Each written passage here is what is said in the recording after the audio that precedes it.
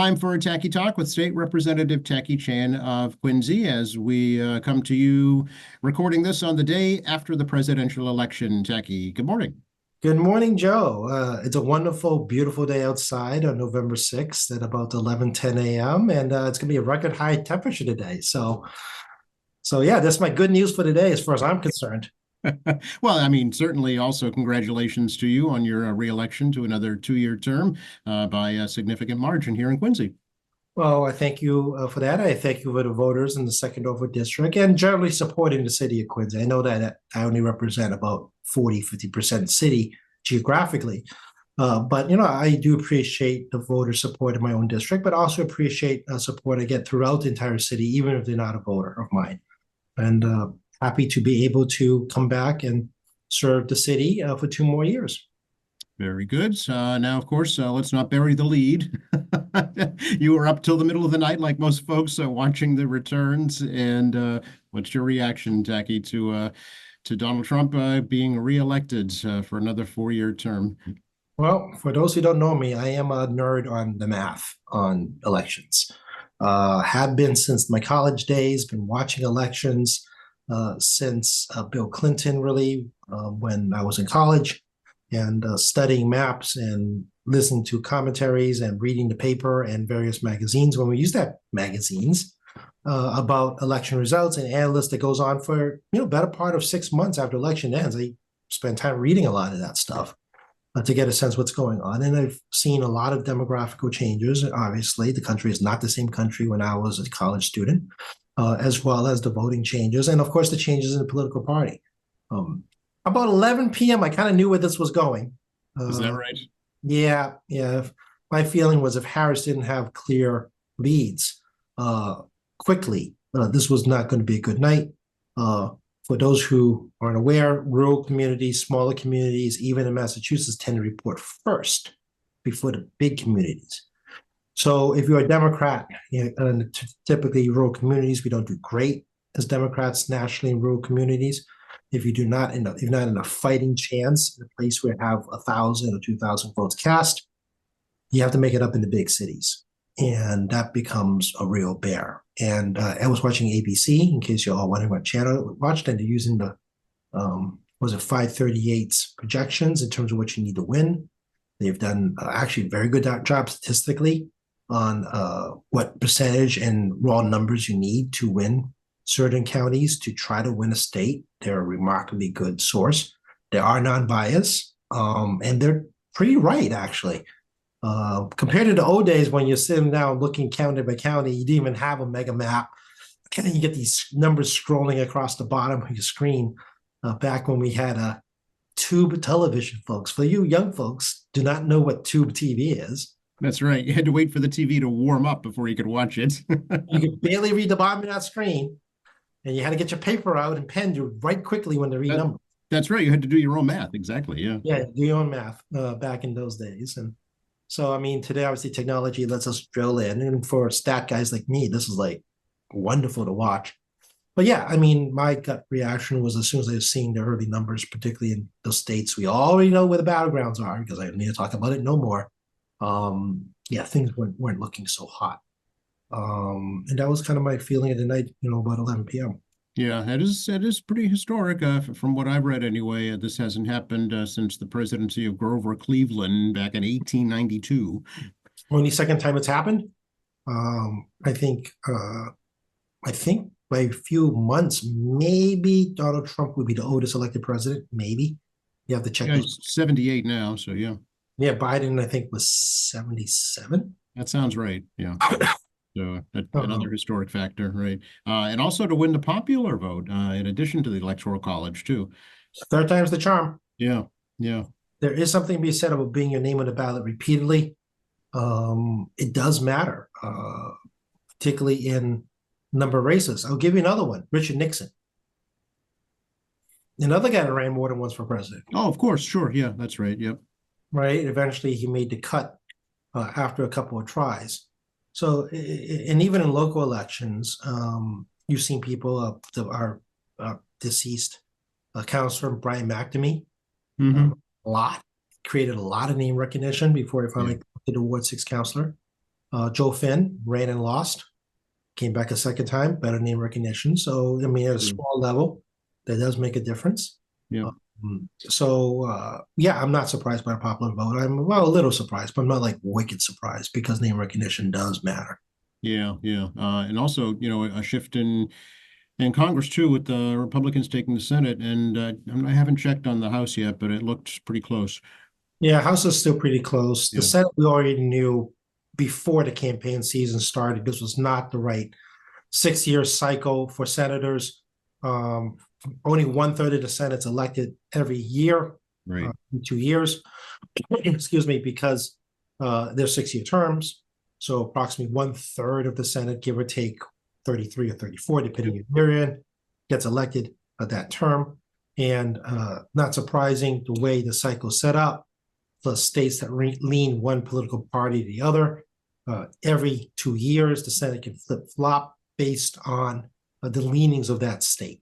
Right. Yeah. So not surprising to hear that states that lean Republican, that had Democrats 6 years ago, 6 years is a long time, people, they change, and they did.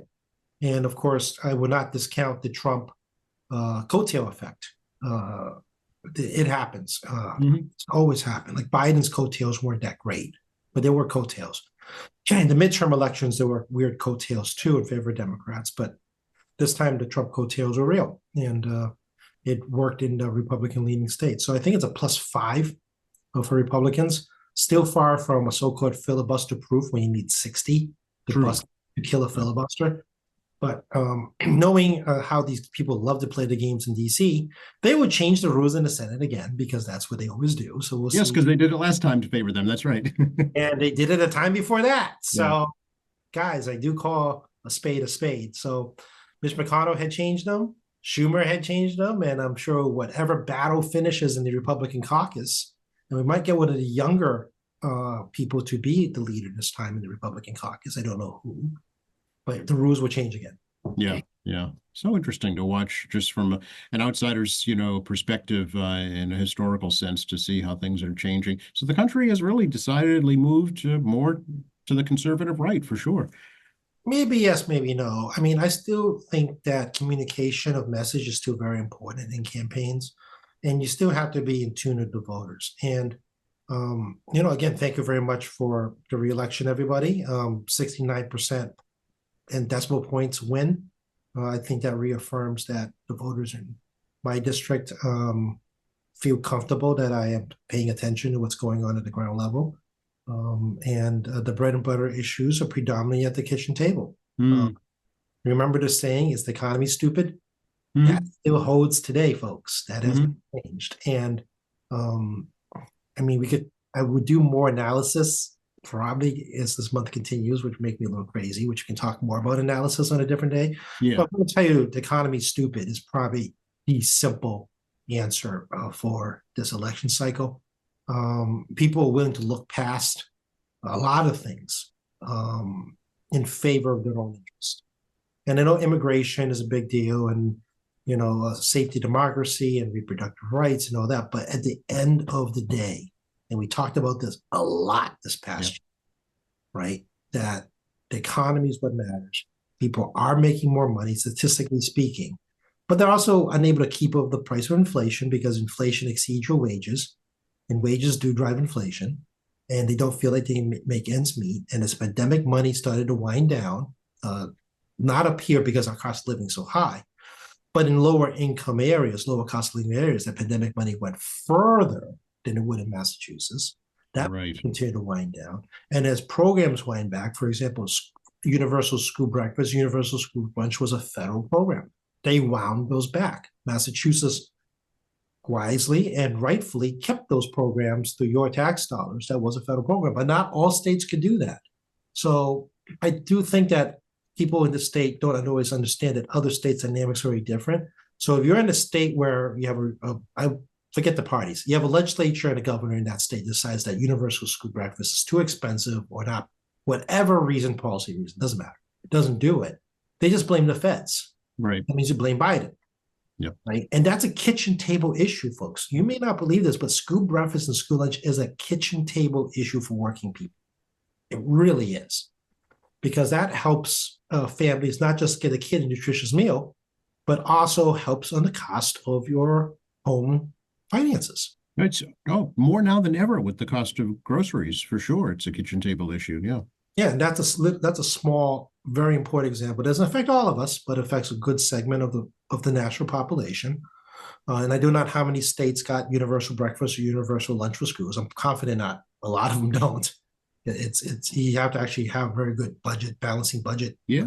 Oh, yeah. Because I mean, how much did it cost here in Massachusetts to implement that? Do you remember offhand? It was quite Not offhand, but yeah. we baked it in. We baked it in properly. Right. We're a balanced budget state. The vast majority of states require balanced budgets. Very few states can deficit spend. California and Alaska come to mind because California is basically a country, and Alaska has all that oil reserves that gives them ability to deficit spend. But most states have to have a balanced budget, and we are a balanced budget state, and we will make it work. So I mean, I still think that is like the single biggest thing. Donald Trump, President-elect Trump, messaged it really, really well. Right. He did. He hit the core issues. He ran a very populist, non-conventional Republican position. Fiscally conservative Republicans normally talk about deficit. Yeah. Didn't talk about the deficit whatsoever. No, not at all. It just really shied away from that big time. Yeah. Yeah. Historically, Republicans are all about deficit control. Didn't talk about it. Harris did not talk about it. Yeah. He talked about very populist issues, which historically are not fiscally conservative Republican issues, especially putting more money in the hands of working people, putting more programs, which are really democratic programs, into people's real lives to make, help with the cost of living and help them have a better day. Yeah. Kitchen table issues really sold. I know they're going to be talking about immigration and all the other stuff and reproductive and social justice. They can talk about all this, but bottom line, your pocketbook is what people care about. People vote with their pocketbooks. Yeah, it's true. It's been true for decades, and it's true not only in this country, right? It's true in other democracies as well. It is true everywhere that actually has a democracy. Right. Right. Well, they will vote with their pocketbook. If you're not a true democracy, like in Russia and China, and like our kind of democracies, their objective is to try to keep people from starting a rebellion because of a pocketbook issue. Because totalitarian control only goes as far as you can feed the population. If the population cannot get fed, you may face challenges in your political party, in your totalitarian government, or you may face uprisings, which you did see in COVID in China, and social media leaked out regarding lockdowns went too far, especially after a fire broke out that killed many people in a apartment complex. That's right. It became wildfire in China that created a situation where the executive committee and Xi Jinping needed to, not Xi Jinping, Xi, wrong president, folks. Xi needed to figure out what to do, because generally when people die as a result of a government action, especially like in an apartment building burning down because of a lockdown, people died, people are not as forgiving at that point. No, and when you say lockdown there, you truly mean it. The doors are locked. You could not get out. Yeah, in case you're wondering, in China, they actually did lock the doors from the outside. Right. Yeah. The government came and locked you in during COVID. It wasn't like here where it was like, well, we'll just have the police come get you and send you home. It's a suggestion, yeah. over there, it's like they locked you in, and that's how people really did die. And the second thing over there, which we'll digress for a moment, is the World Cup. The Chinese government actually blurred out the audience because they didn't want to see, they didn't want the public to see people at the World Cup being at the World Cup. Right. Violating the restrictions, right? Yeah. Yeah, they try to make it look like there's nobody at the World Cup, even though it was a pretty poor job of blurring. And you can certainly hear them too. Yeah. Yeah, here, sure, go watch TV. We're not going to mess with your enjoyment of the World Cup. Right. Yeah. So, I mean, to give an idea of real kind of differences. But, I mean, again, pocketbook issues are what matters. Exit polling was showing that. Government integrity was another thing that was showing, but not towards individual politicians, but in terms of the system staying intact, a stable government. I think in general terms, seemed to be what the exit polling was. A reproductive right was still high on polling as well. Immigration was actually a little bit lower than I expected, but right there with reproductive. And then a lot of the other stuff, not surprising. No one cares about foreign affairs. That's not an interest in day-to-day people's lives. Yeah, no, it's true. I mean, it makes headlines, but for the average working folks like you and I, it just doesn't affect the kitchen table issues. Yeah, I think you and I here, I mean, not like I know everything. I really don't. I like to pretend, but I don't. The reality is that while I can't always answer every question you ask, Joe, at least I can engage in a conversation about thoughts, my thoughts, and stuff we've actually did do in the legislature, Right. and things done at municipal government, done at federal government that actually will affect our lives on a day-to-day basis. Day-to-day Yeah, well, basis. that's kind of what this podcast is all about, really, is just kind of thinking out loud, really. Yeah, and some days you may agree with me. I know people may, and I know people don't. Hmm. But guys, we have to make a decision. And this is the part of politics, right? The elected officials have to make decisions. They may be unpopular with some folks, they may be popular with other folks. But guess what? The choice is not to make a decision, and that's what called weak leadership. Not making a decision makes you weak.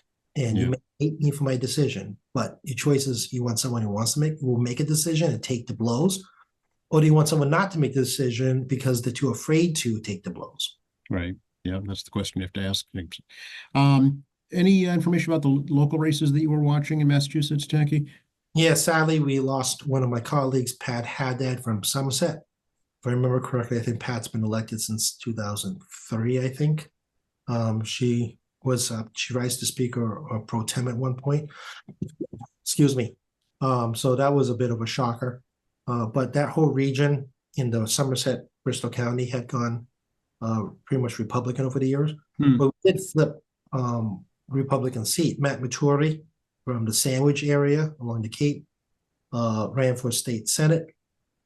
Our friend Dylan Fernandez from the House, from the Cape, from the islands, actually very unusual, coming from the islands to Plymouth, actually won that seat. And a pretty nail biter is what I'm hearing. We'll see if there's any questions on that. But we flipped the seat in Sandwich, so looks like it's going to be status quo. Mansfield, Jay Barrows, Republican left. Too close to call as of this morning. Okay. Maybe it's 11:30 now, so maybe it's been called already. I do not know. I checked in some other friends around the state. There was a couple of nail biters, but they came through.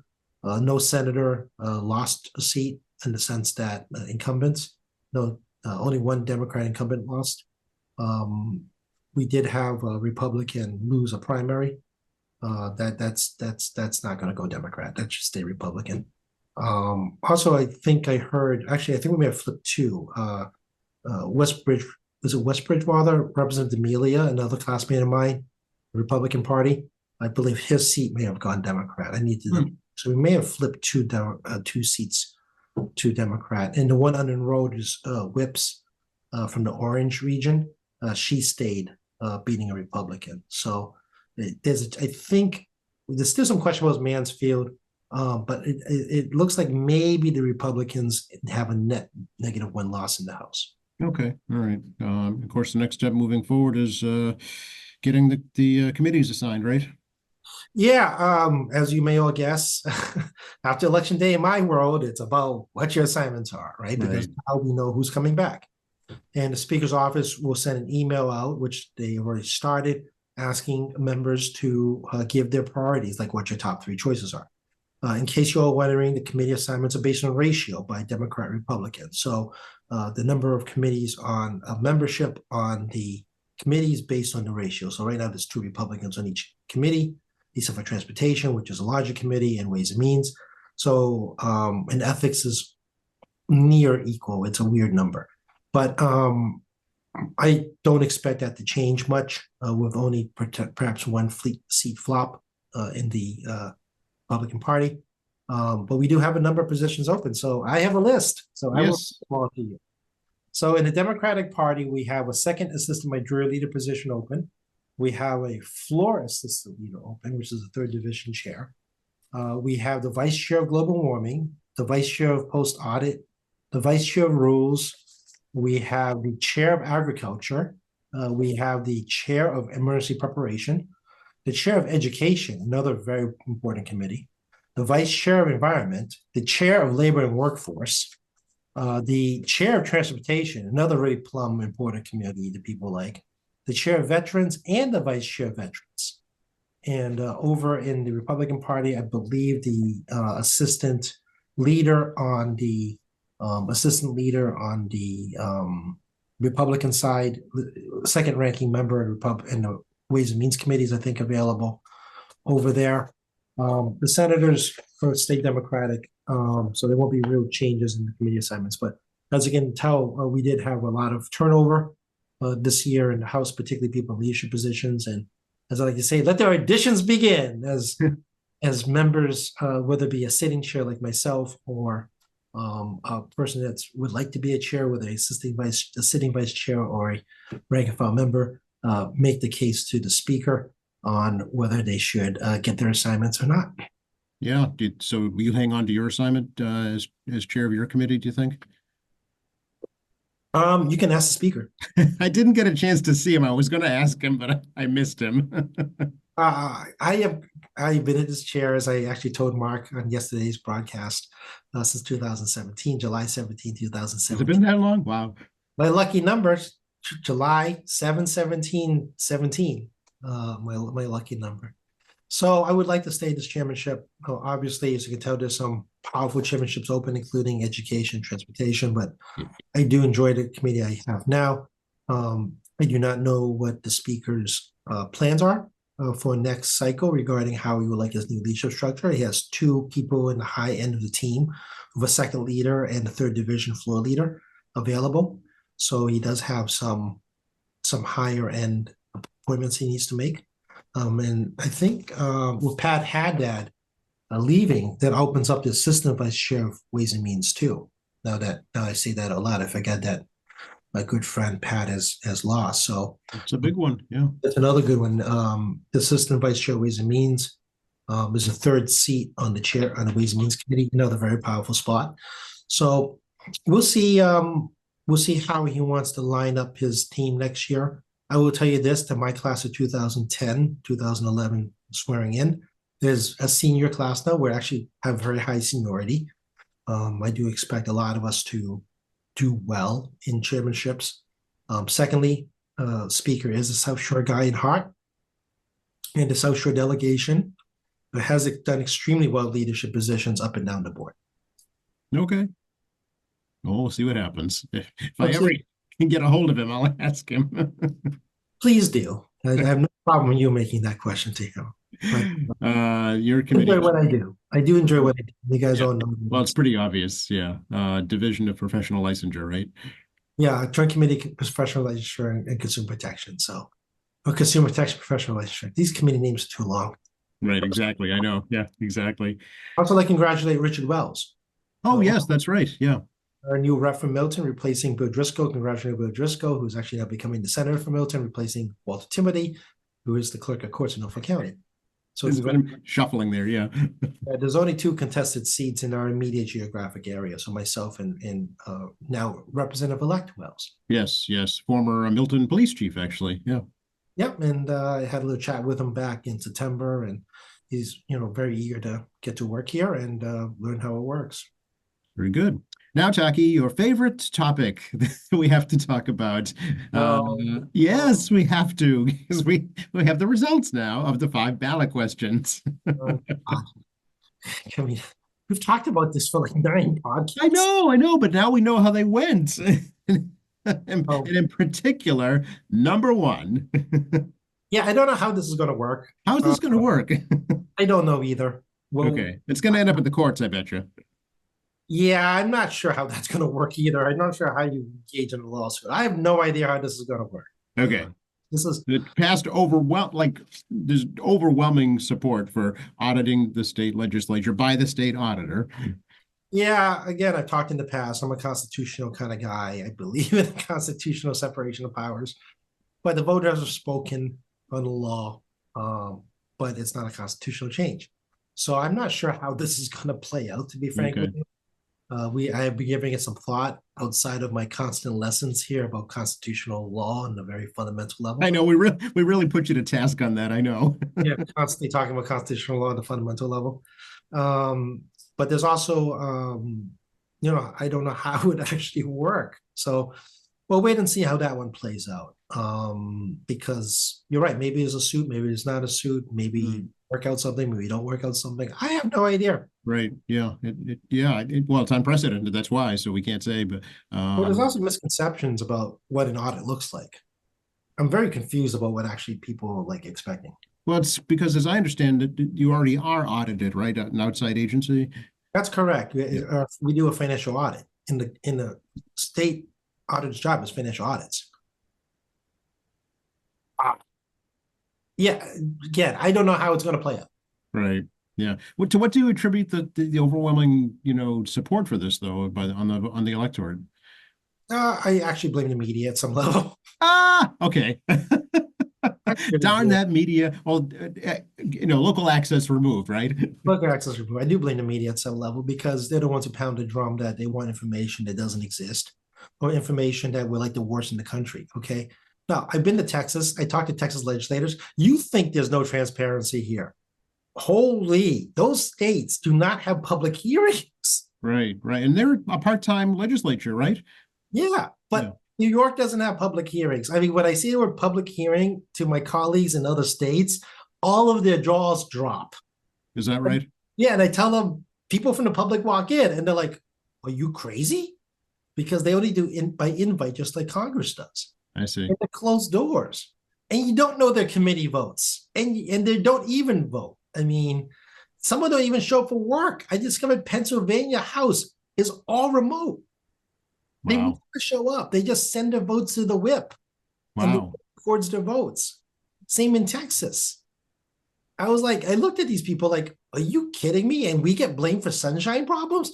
Have you not seen these other states? Interesting. Well, they probably have not. That's why. You're right. We have bill histories available to people. Not all states have bill histories, apparently. I mean, it's mind-boggling that some of these states, and I mean, you really need to talk to like a legislator in another state to talk. Yeah.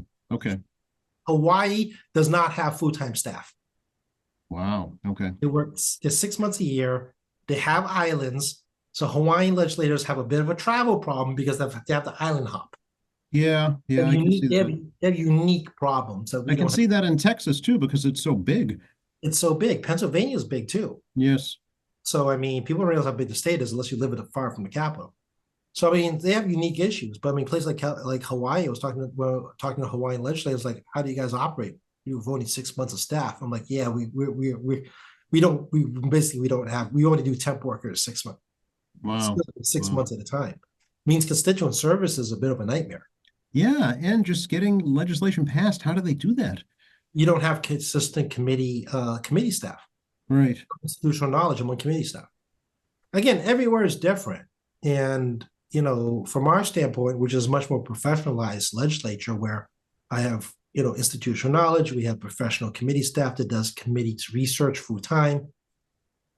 Okay, I know the Globe made some remarks about certain committees, which I'm not going to touch, but my committee has a lot of bills, so we do work full time. We're still working now processing bills, as I've said multiple times at this point, especially home rule petitions. And we do oversee interns and research projects and work with outside organizations.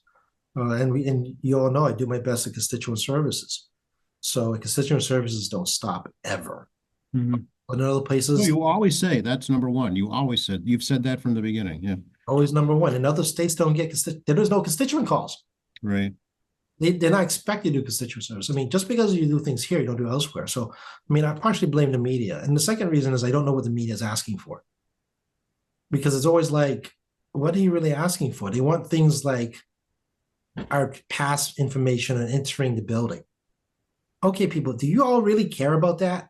Oh, really? I never heard that to be an issue. I thought it was just. Oh, the Boston Herald tried it. The Boston Herald tried to get our tap pass information, how many times we tap into the building. Interesting. Okay. You're a reporter. What does that have to do with a hill of beans? Yeah. No, it doesn't. As long as you're doing your job, it doesn't matter.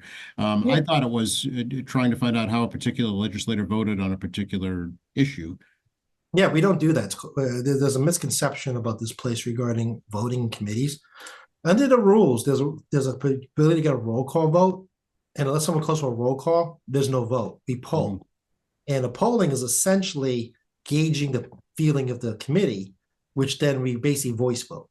And if Okay. you dissent, you only can dissent and record in the it's recorded your dissents in the jacket. Well, we don't use jackets anymore, it's electronic now, but in Yeah. electronic filing system, you record the dissents. Yeah. And are those votes public? Yeah. Okay. Yeah. You see it, it's in the bill history. Yeah. It says, like my good friend Steve Howitt doesn't like certain home rule petitions. It will show up on the bill history how it dissents. Okay. So that is transparent then. That's very transparent. Yeah. Yeah, again, it's people like, oh, we want to see committee. There are no committee votes. We poll people. Polling is not a roll call. Again, this is the lack of education, the media in particular, about things. Mm-hmm. I talk to a lot of media, and as you know, I am very transparent. I'm try to be very educational about how things work. Whether you believe me or not, I don't know what to tell you. Right? Okay. Well, we'll see where that goes then, because now it's a law, right? Well, again, I mean, as you pointed out at the beginning, we do a financial audit. Right.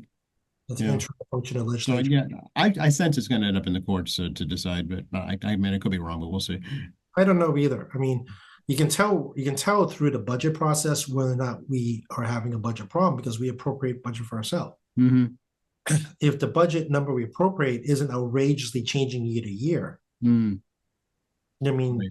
then we're unlikely to have a huge financial problem. When I die, there's so many things I want to ask John Adams, and this is going to be one of them. What did you mean? I'm making a list right now for him. Yeah, 24 states actually have an elected state auditor. It's not necessarily unusual. But again, I mean, I get it, separation of powers. And, Right. You want the executive branch in this state is separate. Excuse me, the executive branch in Massachusetts by John Adams and Sam Adams and James Bowdoin, create a divided executive branch on purpose. On purpose, right? Yeah, to avoid monarchy, essentially, right? That's correct. Yeah. Massachusetts executive branch is intentionally subdivided out to prevent a consolidation of power in the executive branch, and to ensure that the legislative branch still holds sway over the executive branch. Right. You tell them what to do, not the other way around. That is the vision of the original founding fathers. They had a strong distrust of the executive branch. Yeah, because England tried to take them over, so they were kind of bitter about that. And there are a few demagogues. Yeah, that too. Yeah. So in this state, for example, Secretary of State oversees elections, corporations, financial services. People forget that part, and a number of other things like historical sites. The AG's office is the civil and criminal attorney for the Commonwealth of Massachusetts. The auditor is self-explanatory. The state treasurer is in charge of bonds in particular. They're the ones in charge of issuance of bonds and accounting of funds, along with the state comptroller. So we have at least two entities, plus the state auditor. So we have three different entities that oversees the state finances. Plus, they have an inspector general, which kind of makes it four, right? That's right. So the division of power in the executive branch is very much a founding fathers principle against demagogues being an executive branch by putting as much power in the legislative branch as possible.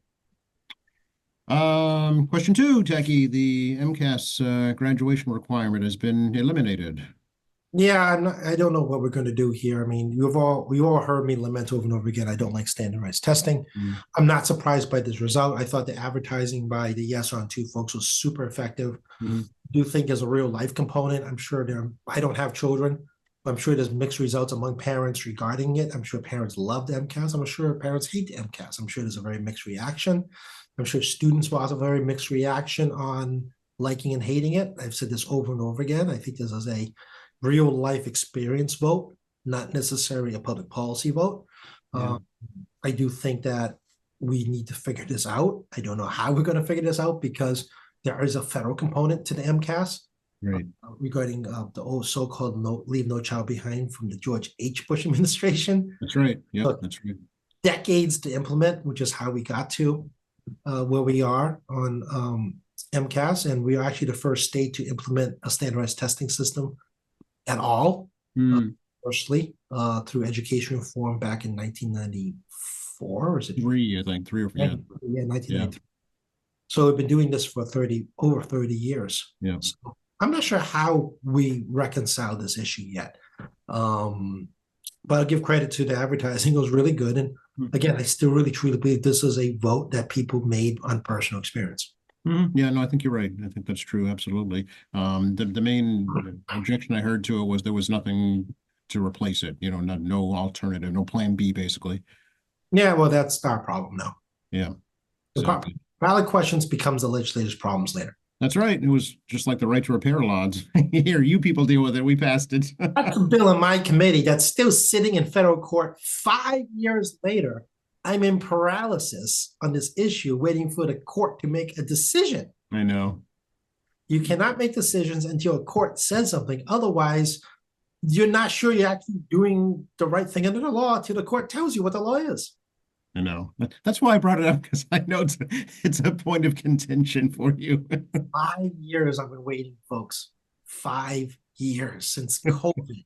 Since COVID, folks, waiting for a court to tell me what I should be doing. So question 3, unionizing rideshare drivers, which passed. Yeah, I'm actually not surprised by question 3's passage. We are a pro-union state, despite what a lot of people may think. I think people have a lot of respect for rideshare people in general. The economy is, as we talked about earlier, tough. And we've talked about already many times about the complexity of what is an independent contractor, what defines an independent contractor. And frankly, most people don't have sympathy for giant tech companies. Because they have all the money. Yeah, nobody has sympathy for giant tech companies. So again, this is back to an implementation question. I'm not sure how this would work. For those who aren't aware, ballot questions are often not something we've seen before. It is the first time, many of them actually the first time to come before us in the legislature, which gives us no time to research them. So we will see how we are able or not to implement. Well, we're going to have to implement it. That's not the question. I just don't know how it's going to work. Whether trust me, nobody writes a ballot question correctly the first time. They just want what they want. They don't care how they get it. Yeah, details or something. Again, it's the legislature's problem. Yeah, interesting. But there are for existing unions now, there are state regulations covering those, right? Well, I mean, rideshare drivers are licensed. Rideshare drivers are background check. Rideshare drivers who have a bad driving history are not driving currently. They have a bad driving history, they're no longer driving. And the Attorney General did get a settlement agreement where we talked about this last time, a settlement agreement of $32.50, I believe, per hour for rideshare drivers. So that helps, but it doesn't address things like healthcare benefits and other stuff like that. Right. Yep. Unionization will give an ability to negotiate for other benefits. I think we might be the first state to do this. Yeah, I think you're right. Actually, it's from the information that I've read, and it'll be curious too for folks who are working for multiple companies. You know, Uber, Lyft. I don't know what the other ones are. DoorDash and Drizzly and whatever. Yeah, we did talk about this a couple of times as well. I don't know how you do collective bargaining over multiple entities and different companies or whichever. Right. I don't know. I just don't know. We talked about it before. I don't have an answer then. I don't have an answer now. I just don't know. Right. I've never. No, I'm just raising questions. That's all. I don't have answers either. Yeah. Oh, well, I'm 100% with you on these questions. I've never seen this before. I do not know how it works. I think fundamentally we understand what the question wants. Implementation again is the legislature's problem. Right. No idea how that actually works. Okay. Well, you know, Massachusetts has been a first in many things, so we'll be the first in this too if we figure it out. Well, we talk about committee assignments. Let's see where I end up next year. How's that sound? That's right. No psychedelic substances, no legalization anyway of psychedelic substances for question 4. Another bill we've never seen in the legislature. I would remember seeing this one just came through in this format on psychedelics. So this is actually very new for us as well. It went down as a no. My opinion still has always been that voters who do not understand the question tend to vote against the question because they tend to err on the side of caution. Yes. We do that too in the legislature. If I don't know what's going on. Yeah. No, absolutely. On the side of caution regarding public policy, none of us understands. It buys time, if nothing else, to understand it better. Yeah. Yeah, unfortunately, it also puts, in the case of the proponents, unfortunately, it delays them for 6 more years before they can put on the ballot again. I'm not surprised. largely because we talked about this before. I don't understand this. Mhm, I mhm. don't understand the science. I don't understand the medicine. I need to spend time learning it.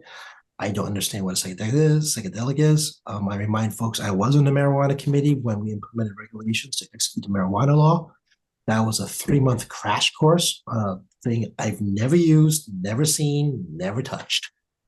And I had to learn very quickly on what information we had about the industry, but also its effect on people. Right, exactly. Yeah, and this is going to be the same situation, I think. Some medical professionals support it for various reasons. A lot of them do not for various reasons. And I think there are 2 or 3 other states only right now that have this.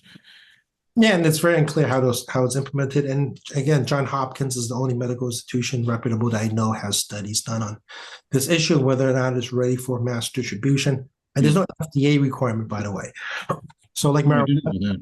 like medical marijuana, there's an FDA state by state regulation of medical marijuana, which is now recreational, which kind of makes the medical kind of irrelevant in some ways. Mm, mm. But it's again, there's no federal. Let's not talk about the federal healthcare issue, which can we save that for a different day? Absolutely. That's a whole show by itself. Yeah. There's a whole show by itself. Yeah. But I mean, this is actually lack of this kind of like additional oversight, which depend on our own TPH to do this stuff, and we don't have enough information. So, do I expect this as a bill next year?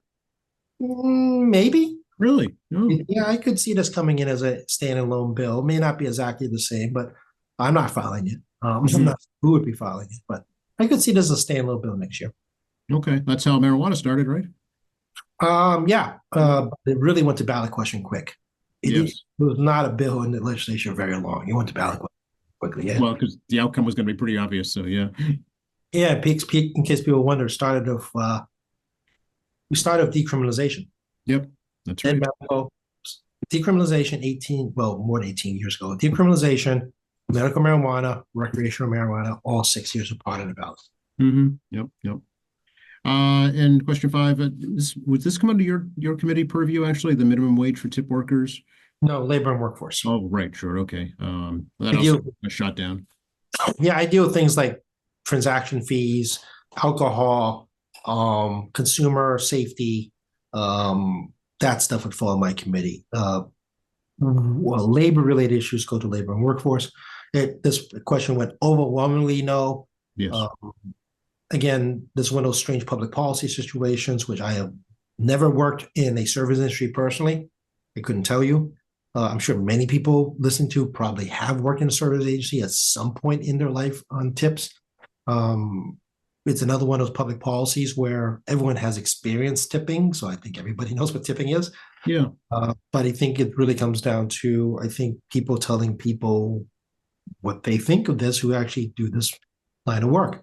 I'll point out one thing about the bill that actually was troubling to me was the tip pooling.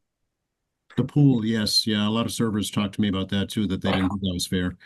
Tip pooling is illegal in Massachusetts. For those who aren't aware, what happens is that you pay the server a tip. The manager or the restaurant would take all those monies of tips, pool them into one pile, and then choose how to redisperse. Yeah. Now, if I give you a tip, my expectation is to give you a tip. That's not right. the person next to you a tip. Yeah. Based on the service you receive from that person. Yeah. And how my personal feelings of it. And some of us do engage in personal relationships with servers because it's, you're regular, right? You're a regular, right? And, I in my case, I have a bazillion food allergies, people. So I'm very, very, very grateful that I can eat out whenever I can eat out. And I'm very, very grateful for servers who spend a lot of attention working with the manager in the kitchen to come back and communicate with me what my options are. Trust me, I value my server immensely when I go eat out. Yeah, and you show that in your compensation. Exactly. And I'm not afraid to tip a little extra because I'm extra work. Let's call it what it is. You're high maintenance, Tacky. I am a high maintenance restaurant patron because of my laundry list of food allergies. This is not lost on me. And I do truly appreciate the extra effort, and I do what I can spare out of my pocket. I do try to give a little more, given the level of effort that's involved. And I'm a pain in the butt, okay, in terms of feeding. But that's why you don't see me at food events. It's pretty torturous. So I think this was a lot of personal experience. I think it's a lot of people talking to other people. The tip pooling again troubled me greatly. I was very troubled with the tip pooling. Well, yeah, because I mean, potentially pooling tips, you could actually give tipping somebody that didn't even work that night that you were there. Well, one of the complaints you hear is that, would shift the power to the manager, right? The manager picks your hours, manager picks the hours, we have the best opportunity to get tips, the best chances. Tip pooling takes even put more power to management away from the server regarding tips you earn, even if it's a poor time period. Yep. So, and what kind of got lost in the conversation was these folks do make the minimum wage right now. It was just a matter of who pays it. Yeah, we've discussed this before because the minimum wage is applied to service workers, which I don't think was communicated great by anybody. Right, I agree. So 675 again, refresher course, 675 an hour, if I remember correctly, is the base minimum That's wage. correct. Yep. If your tips make up the difference between $6.75 and $15 per hour, if your tips do not make up that difference per hour, the restaurant owner is required to fill in the gap. You're guaranteed your $15 an hour. Right. That's the existing law right now. Yep. That is the law. So the idea to tip service workers do not get $15 an hour means you should call the Attorney General's office right away, which we should put that number on the YouTube, Joe. I can do that. I'll do that. Yeah, if you're a service worker that's been screwed by your boss on tips and not getting a wage, call the AG Fair Labor Division right away. That's right, because that's against the law. It is against the law. So if you've been unfairly treated, definitely call it because the AG will come on them like a ton of bricks. Yeah. And there was a sixth question on my ballot, Tacky, dealing with universal health care. I don't know if you'd heard anything about that.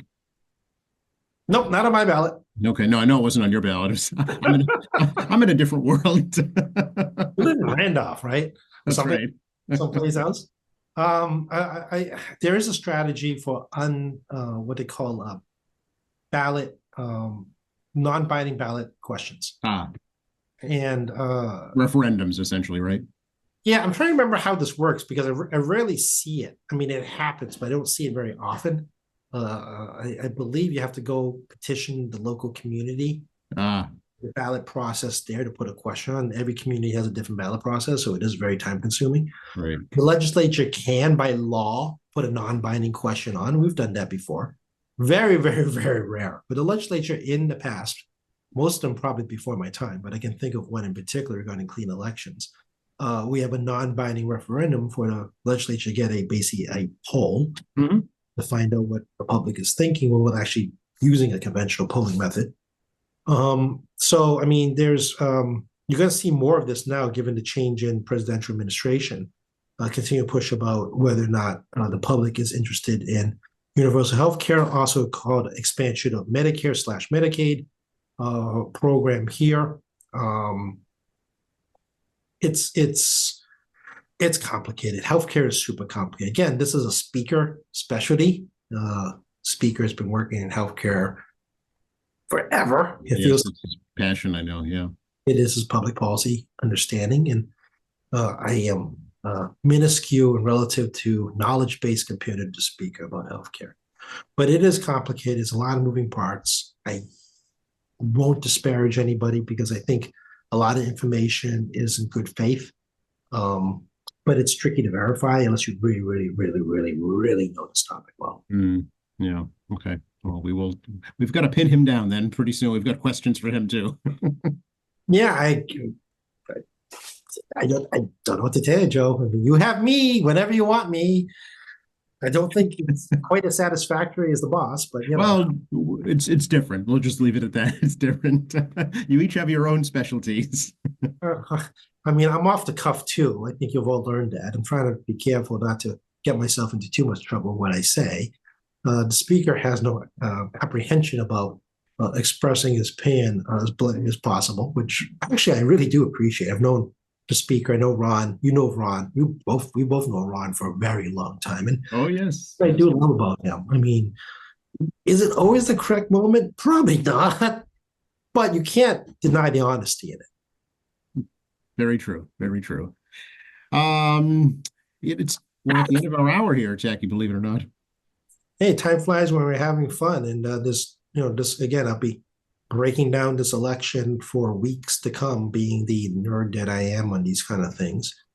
And my attitude is always the same. It's an election. There'll be another one. That's right. The union will survive. Well, you all know I talked about this 4 years ago. I talked about this throughout COVID. I do have a strong belief in the founding fathers' highest document in the Constitution. But despite what anyone wants to talk about the various interpretations, I mean, we're still the longest continuous running democratic republic structure that's not Great Britain. And even the Magna Carta is actually not a constitution. It's kind of a recommendation, kind of a weird little document. But I mean, we're the oldest living, changing law on paper instruction. I put in quotations instruction because the founding fathers left a lot of interpretation for us. Yes, which causes angst sometimes, but yes, yeah. A lot of angst. But I mean, it's instructions and quotations subject to interpretation and change by the public. The public keeps changing documents all the time in the Constitution. And Massachusetts, I believe, 1634. Something like that. Something like that. The General Court was formed in some variation, obviously not the current General Court, but something was there in terms of a legislature that had a guiding document, not the Constitution, but there was some guiding document. So, I have a lot of faith in, the Constitution in itself and, people actually, following it. And we are a federalist country. Every state is an independent sovereign. We're 50 plus little countries, if I count the territories in DC, functioning independently of the federal government, which is very difficult for other countries to understand, and sometimes for us to understand, that we function within our lane. We all stay in our lanes, so to speak, as independent functioning government. And as I said earlier, as you heard, universal school breakfast, very early in this call, it was something that was a federal program that this state adopted. Federal. Yep. The federal program for school lunch, school breakfast. Yeah, there are 50 different lanes with individual aspects of each, but we're all on the same superhighway. That actually is the best way to put it. You're absolutely correct. Well, and we all have to learn how to drive the best together the best we can. Although Massachusetts driving special, we all know what I'm talking about. But the analogy is actually very correct, right? Yeah. We're trying to all figure out how to drive together on the superhighway. All these different independent drivers. But we also very dependent on the manager of the highway to help us move along together. So leadership, again, is making the hard decisions and trying to figure out how to make people work together or try to get people to work together, and everybody gives, everyone takes to try to make it work. Well, we talked about this last time regarding electoral college, right? One big compromise. That's right. Yeah, I enjoyed that conversation. I appreciate that. Thank you for that, Jackie, because I learned something. And I think other folks did too. Yeah, this whole country's built on compromise. Mm-hmm. Digging in does not mean you win. There's the moments that we let folks know how to get a hold of you. 617-722-2370. 617-722-2370 is the number. We are staffed. I keep saying that over and over again, but you can come visit us in room 42 at the State House. We, in the slow period, very much encourage people to take tours. The big summer tourist season's over. If you want to come, to the building and tour around. And if I'm floating around, obviously I'd love to say hello. Tackey.chan, tackey.chan at mahouse.gov, tackey.chan at mahouse.gov. Do look at my emails, and we said earlier, I prioritize constituent calls first. Excuse me. State Representative Tackey Chan on Facebook. You can see me, my coming and goings. For example, Diwali, pictures should be up. Celebration in the State House of the Eden Festival of Lights. There'll be other stuff coming along. We have some great events coming up in the city this week. We'll talk about next time. We have Tackey Chan at X. That's actually a good conversation for next time too, actually, about what's going to happen to that. Tackey Chan at X. And of course, we have MAlegislature.gov. As I said earlier, you can find a lot of stuff if you just put the effort in. It isn't hard. But, people like me spoon-fed it for some reason. So MAlegislature.gov. You can find stuff about me. TakiChan.org, again, contact page plus reference for phone numbers and local government and human services.